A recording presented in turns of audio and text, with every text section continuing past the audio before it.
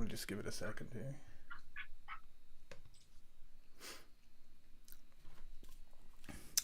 All right, here we are for another sales chats.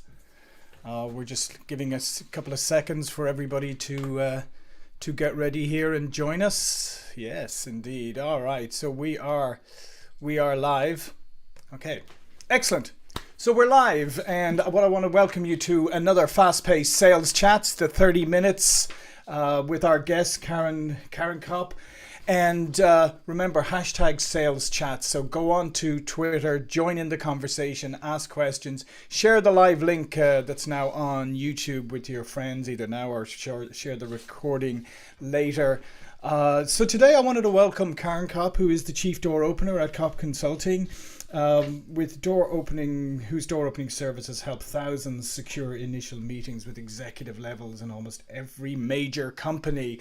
And what we're going to talk about today is what's working now in business development. And also just want to point out that my colleague Martha Neumeister from Hi guys. is in Austria, Vienna. She's there to answer your questions and interact with you on Twitter. Okay, so let's get straight into it. We're going to talk about what's working now in business, Caryn. So can you just tell me, in business development, just over the last couple of years, right? Because obviously the pandemic has shaken everything up. What has dramatically changed from your perspective, and what has stayed the same? Yeah, so hi everybody. Thank you for having me back again, John. It's wonderful to be here. And this is a really important topic right now. Many people are still a little lost without trade shows and conferences and in-person networking events, which haven't quite come back the way everybody thought they would by this time. And so people have had to do business development a little differently. A few sales truths is that the network and the centers of influence and the prospects that used to be your best prospects and centers of influence from the past may not be so now. And you may need a new group of prospects. You may need a new set of centers of influence and referral partners so that you could meet the right prospects today. Your definition of an important win prospect may also have changed. And so that happened to many people right as the pandemic hit. Their sales dried up and they were happy to have anything.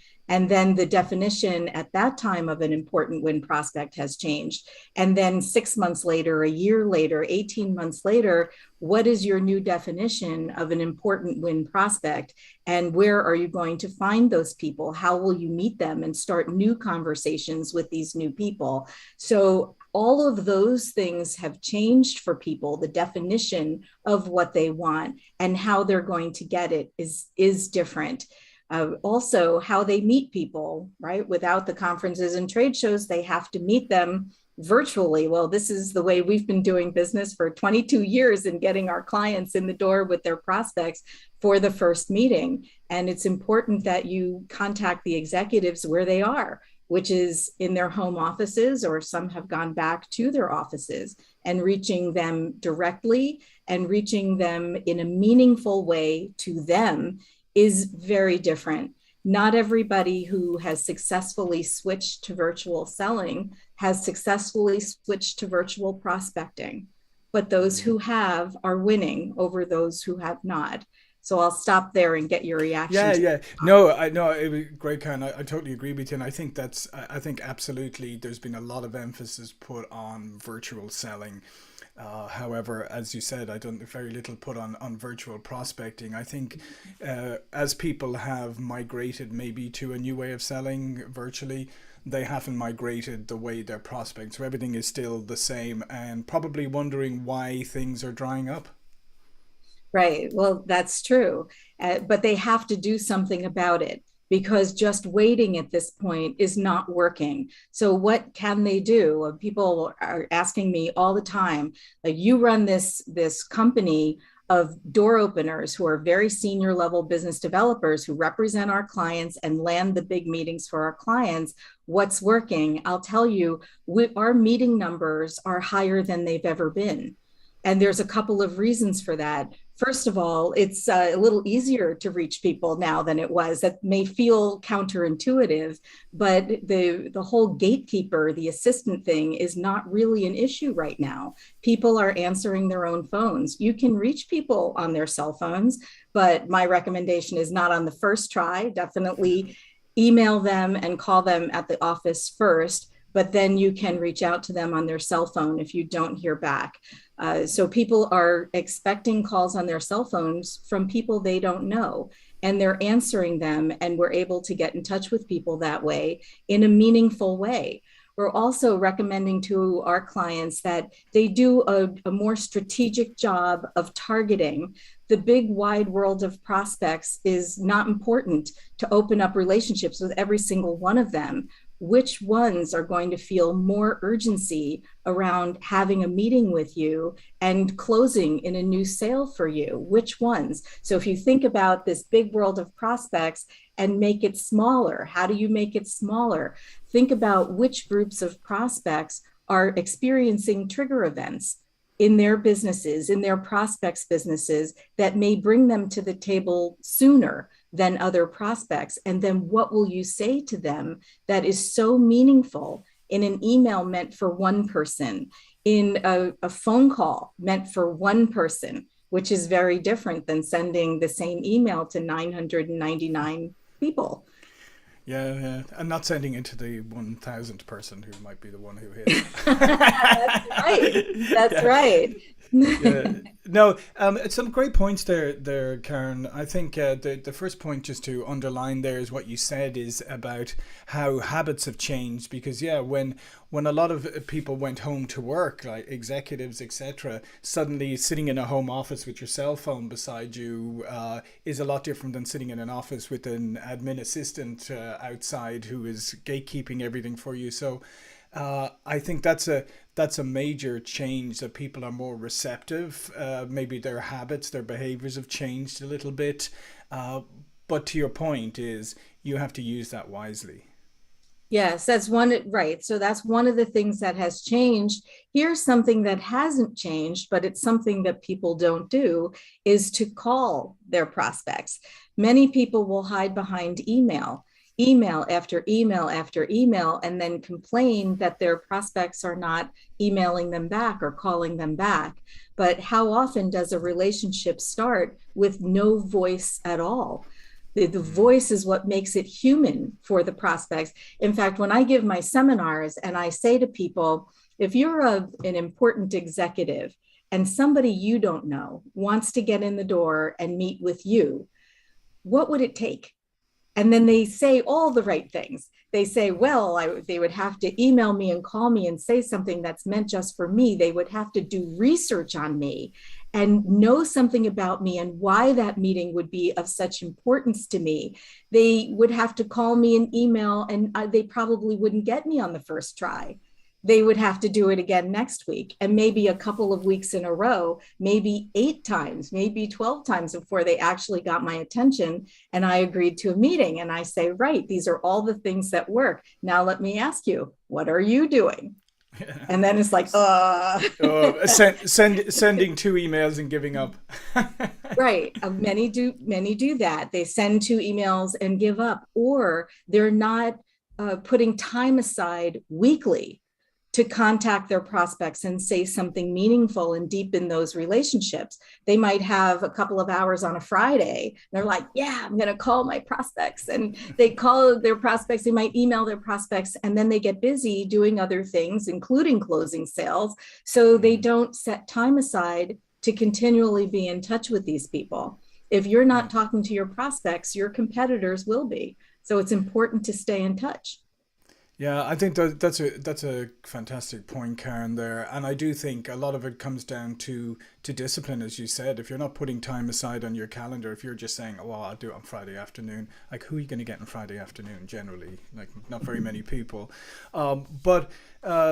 So I totally agree with that, is that we need to approach things, more systematically, and, as you said, more personally and value. Because I think one of the other things that's come out of the pandemic, and I think it started before the pandemic, but is I think people were looking for more as human interaction. They were Yes. looking for authenticity in the people they deal with and trust. So I think there's a great opportunity here for people, but you have to do it in the right way. Right. Absolutely. It has to be respectful. I like to say there are 3 P's of prospect follow-up: persistence, with patience, without being a pest. And those 3 things are important. We talk about prospects in these words: prospects, leads, decision makers, but all of those words lack flesh and blood. And the prospects are just people. They're people. They go to work for a reason, and it's probably not to take your call, but they have a responsibility to make good decisions, and they have to evaluate what the options are that lead to their good decisions. And you are one of them, but you just may have to say something meaningful and more than once in order to get on their radar. Why would meeting you be the best decision they make this week? Are you communicating that in words that are relevant and compelling and clear? If not, then you probably aren't going to get the meeting. If yes, and you haven't gotten the meeting yet, keep trying. Say something that's meaningful, give them examples, tell them a story in a short 6-sentence voicemail. Mm-hmm. So why is there still that call reluctance there? Because I mean, like you said, I mean, a lot of people are still not picking up the phone, even though like you can actually get through to people. But we still got this inbound hangover, I think, where, because it was so heavily hyped and all of that. And yeah, I mean, inbound works to some degree, but it's not the be all and end all. But it just seems there still is, despite all of this evidence, there still seems to be some call reluctance. There's a lot of call reluctance out there, and people will try to hang their hat on inbound. Look, inbound is great if the inbound hand raisers are exactly the right important win prospects for you, and you have enough of them every week, every month to keep your pipeline full for years to come. But the reality is inbound is just one mechanism. Outbound is another mechanism to contact the people who should be your clients, who aren't going to raise their hands, or maybe not at the level of prospect that you need. And there's no reason why you can't pick up the phone and say something meaningful to somebody at a very high level, but many people don't. Why not? This is, to me, honestly, John, this is a DNA thing. People either love this job or they don't. The people who work in my company, we hire only senior level business developers who have the DNA to do this and be successful, and who have the desire to do this work. If you don't have the desire to do this work and you're tasked with the work of getting in the door, it's torture. It's going to be torture for you. It's going to be torture for your manager. And quite honestly, it's torture for your prospects too. So what can you do if that's how you feel about prospecting? A couple of things. One is you can suggest to your boss, or if you're the leader of your company, look at an outsourced solution. If you're looking to get in the door at an executive level, we are a good option because we hire only senior level business developers to represent our clients and get the big meetings. The people with a lot less experience can't often hold their own with the senior level executives. So there's a mismatch there. So if you are going to outsource, make sure you have the right outsource solution for the level of prospect and for the size of your sale. But let's say outsourcing is not an option. What are you going to do? You're a salesperson, you're responsible for this. Block time on your calendar and consider it as firm as a meeting with a new prospect, because you'd never cancel one of those. It doesn't matter how much you have in your pipeline, and the fact that you have to concentrate on closing sales, I get it, right? That's how you make your money. That's how you keep your job. You have to close the sales. But if you don't keep your top of funnel full, when you finish closing the sales you have in the pipeline, your top of funnel is going to be empty, which creates unnecessary peaks and valleys in revenue generation. So block time on your calendar, have a set of prospects that are only important win prospects. Make sure it's the right company, the right prospect, the right title, and that you've already verified the contact information, phone, email, and cell phone. That's what we do ahead of time for our door openers. Our door openers are not spending time looking up an email address. Our research department does that. so that when they sit down to make the calls and write the emails, they are solely focused on just new prospects in rotation, and all the contact information has already been verified. So it's a workflow thing. And if they do that for 2 hours, 3 hours at a shot, they can make a significant dent versus a 25 minutes here and then they're calling current customers. That workflow, mixing the workflow is not a good idea for outbound. Yeah, no, I think that's a great piece of advice, is get that workflow in place, that for your prospecting. I think that's really good because I think a lot of people will like do half an hour prospecting. Okay, I'm exhausted. Didn't talk to anybody, but I'm exhausted, and then move on to something else. Hey, somebody on the Twitter chat was asking, obviously, the age-old question about, how do you overcome objections? Like if you call somebody, you get through to them, and they're immediately like, oh no, not interested. Yeah. So there are also 3 P's when it comes to objections. It's pre-think, prepare, and practice. If you just spend a little bit of time before you pick up the phone and call somebody, you can probably pre-think 90% of the objections that are going to come your way. And if you could pre-think what they are, you can also prepare a good answer, an answer that's going to help you to get to the next step. So if you're calling somebody and you're getting immediately shut down, couple things. First of all, is it the right prospect to begin with? Because if that person is not the right person, you may be getting shut down just because of that. So do your research ahead of time. The second thing is, did you start with 2 sentences and a question? Because a lot of times people will call someone, get someone live on the phone and try to stuff a 6-sentence value prop, which is, by the way, is a marketing term, not a sales term, into live dialogue, and it doesn't work. You need to start the conversation with 2 sentences and a question. And that question has to springboard the conversation. If you think about, if you were your prospect and you heard that question, would your response lead you into a dialogue, or would it give you the opportunity to shut down a dialogue? If it doesn't lead you into the dialogue, change your question. If you change the question, change the outcome. So if you're getting shut down, think about the different parts of the conversation. So the first part is the 2 sentences and the question. That's getting into the dialogue. Then you have the dialogue. There's opportunity for objections there too. Be prepared for them. They're going to say, I already have a vendor for that, or we handle that solution internally, because if they have a need, they have a vendor or they have a solution. Why wouldn't they? So if you know that going in, don't be surprised, but be prepared to handle that objection. What could you say that would make them say, oh, I didn't think about it that way. You're right. We do need to have that conversation. And then don't forget about the ask. Sometimes people forget to ask for the meeting. So if you have somebody on the phone and you've gotten through the conversation and you've handled their objections, the next part is asking for a date and time for the meeting or the next step. Don't forget that part as well. If your dialogue doesn't lead you to the place where you could ask, you need to change the dialogue. So I know this is like, everybody likes to think, especially the leaders on this call, you want to think about leadership and sales at 30,000 feet. This stuff is going on right around 1,000 feet. But if you fix what's going on at 1,000 feet, you often don't have 30,000 feet problems. Yeah, no, I totally agree with you. I mean, this is all practical down in the weed stuff, because that's where the magic happens, quite frankly. Right. What do you say to people who are hanging their hat on conferences and trade shows and all of those things, networking and all those things coming back? Because let's face it, I mean, some will come back, some won't, and they may come back in different formats, and the way you used to do things may not be the way you do things going forward. So what advice do you have for people who are basing, a lot of their business around conferences, trade shows, networking events, etc.? Yeah, so I think it depends on the level of your decision makers.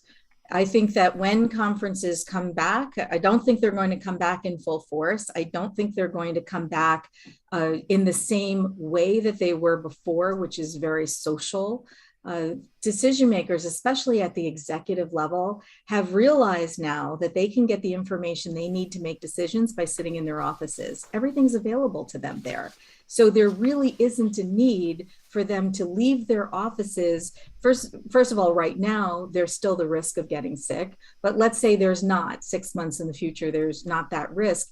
Then there's the expense, and there's also the efficiency factor. They don't need to be there. So if you need to get in at the executive level, you're going to need to cross that bridge and figure out how to reach them where they are, which is in their offices, as we said before.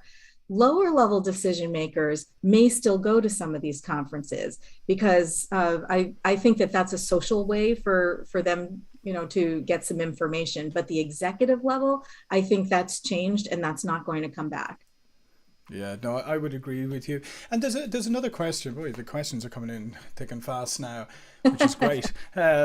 So somebody was just asking as well. Okay, you mentioned about pipeline earlier, and so if your pipeline is small and you're worried about it, and you don't seem to be able to increase it, what are some of the things that you should do? Yeah. So think about your time, because everybody has the same amount of time in a given week. So think about your time in two categories: revenue generating activities and non-revenue generating activities. The first thing I suggest is keep track of time in quarter-hour increments. I call this the N&R exercise. And in fact, on my site, which is koppconsultingusa.com, KOPP, consultingusa.com, there's an article called the N&R exercise: non-revenue generating activities versus revenue generating activities. Keep track of time in quarter-hour increments over 2 weeks and say exactly what you did in that quarter-hour increment. Then put an N next to anything that's a non-revenue generating activity and an R next to anything that's revenue generating, and add it all up. You're going to be shocked at how much time you're actually spending on non-revenue generating activities.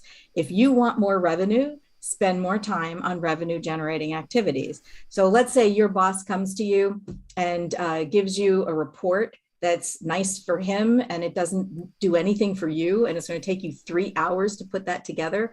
You say to your boss, well, what would you prefer? Should I spend 3 hours on this report, or would you like me to call 30 of our most important prospects right now? Like, what would you prefer? So think about every time you do something, is this going to help you to generate more revenue? Block time on that calendar. It's really important because there's a direct correlation between time spent and success as long as you're doing this right. Make sure you're focused on those important win prospects and work efficiently, as we talked about. When you sit down to make those calls, make sure that your research has already been done so that you're not sitting there getting lost in the articles that are so exciting, but don't get a phone call made. Do that in a different part of your workday. I could probably go on, but that's... No, but those are fantastic points. But I love that. I mean, that's a simple thing that everybody could do immediately, is check out how much selling time versus, non-selling time. I think everybody would be a bit surprised. And it's not just the other activities. It's, come on, let's be honest with ourselves. It's the time you're spending on ESPN.com and whatever, and checking out all the other things, because it's so easy to get distracted. I think distraction is one thing. I just wanted to add on another thing too, is small pipelines are okay if it's the right targets. Absolutely. Because sometimes we just like to have a big pipeline because I always call it the feel-good funnel, because it makes us feel good. Because you look at stage one and you think, oh, wow, I've got so many opportunities in there. I mean, I'm not really closing much right now, but a couple of months down the road, it's going to be fantastic. A couple of months down the road, you go, yeah, I'm not closing that much now, but whoa, look at my stage one again. So having a small pipeline in itself is not an issue if it's the right target prospects. Yes, I totally agree with you. And it is a foundational aspect of efficiency. That's what I'm talking about, those important win. You shouldn't be spending any time if it doesn't meet important win criteria. And in the very beginning, you're setting that criteria, even if you have this group and this group and this group, but each one is narrow. One of the things I recommend, and I'll bet you do too, is to always have a task set in your CRM for the next step and to put on a dashboard anything with an open task. So you can run a report and you can see how many open tasks you have. If you have so many open tasks that your cadence is off and you're not keeping in a meaningful touch with the prospects who are the narrow group of important win, then it's time to rethink either A, how much time you're spending on business development, your R, that's your R, or how many prospects you have in rotation, because you may need to add a filter and, as John said, get to a smaller group of exactly the right prospects. Yeah, absolutely. And I love that idea about the follow-up task. And if you use Pipeline or CRM, you can automate all of that. That's so right. Here's another thing you could do with a CRM, John, right? So what I recommend is to keep track of your prospects by objection. Keep track of your prospects by objection and be able to run some reports on how many times your prospects are telling you a certain objection. So if 90% of the objections are, we're not interested in that, well, you may have a prospect list that is off, or you may just not be saying anything that's all that interesting to them. You may need to say something different in your messaging to create a different reaction. So, but you won't know unless you keep track of that, which you can do in your CRM. Yeah, no, great, because I was talking to somebody yesterday about trends, and that's one of the things is we don't look enough at the trends, and we don't look at the information that's right there in front of us. As you said, I mean, if you're getting a load of like, no, not interested, correct. Are you talking to the right person? Are you saying the right things? There's so many things that you can learn from that if you take the time to. One other question I wanted to ask you, Caryn, okay, about your company, Door Openers. If somebody is looking to outsource, as you recommended earlier, what are some of the things that they should be looking for in an outsource company? Yeah, so it really depends on what the level of your decision maker is that you're looking to target. If it's a senior level prospect, then or senior level executive, you're going to want somebody who is a senior level business developer representing you. That's a really big blind spot, and there's a lot of mismatch going on out there.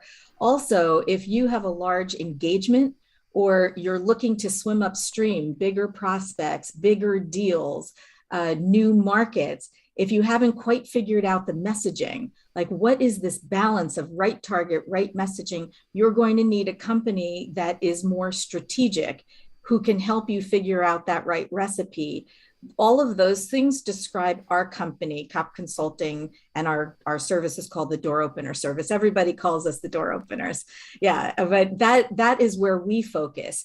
If you're looking to sell to a low-level manager, something that's transactional, a small sale, like selling coffee to an office manager, you can have a company that hires low-level people and have the same script over and over again. But that executive level, that's a different ballgame. You can't use the same script over and over. You need a senior level person who can pivot in a conversation, and also someone who embraces conversation. And those are the people we hire. Yeah, no, I think that's really great advice. Is you need to first figure out who your target is, what level they're at, because you're right. There's so many people coming up now and saying, "Oh, we'll outsource this to us. We'll do this for you. We'll do that for you." But the reality is, as Caryn said, if you want to get in at high level people, you need high level people to do that. That's right. If you're not looking at that level, then other things can work. So, Caryn, as we're coming to the end, we always like to ask our guests your power tip. What does Caryn Kopp do to set herself up for success every day? Yeah.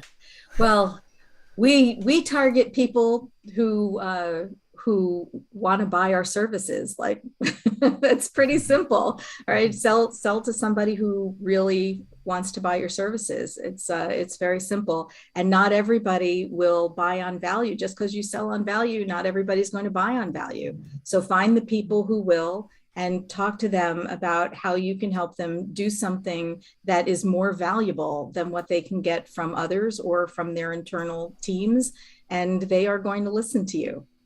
Yeah, no, absolutely. I think absolutely the great takeaways from this is you need to do your research. You really need to understand who your target customer is. And then you need to be creative and make sure that you are expressing some value and you're engaging with people when you do. in multiple ways: email, pick up the phone, etc. Right? That's right. Well, listen, Caryn, this has been fantastic. My name is John Golden. I'm here in San Diego. Martha Neumeister, my colleague in Vienna, running the Twitter chat, which was great interactivity. And of course, thank you so much, Caryn, who is in lovely sunny Florida right now. That's right. It was nice to be here. Thanks for having me. Yeah. Now, all of Caryn's information will be below this video. But again, one last time, Caryn, please do tell people how to connect with you. Yes, feel free to reach out to us on our website, which is koppconsultingusa.com, KOPP consultingusa.com, and we will connect and talk. Yeah, absolutely. And Caryn's company will open those doors for you to those executives, to those gold mines, right? That's right. All right. Well, listen, thanks again, everybody, for joining us. And for those who will watch the replay in the future, again, my name is John Golden. Thank you, Caryn, so much for today. Thanks, Martha, for running the Twitter chat. And I will see you all again soon. Thank you.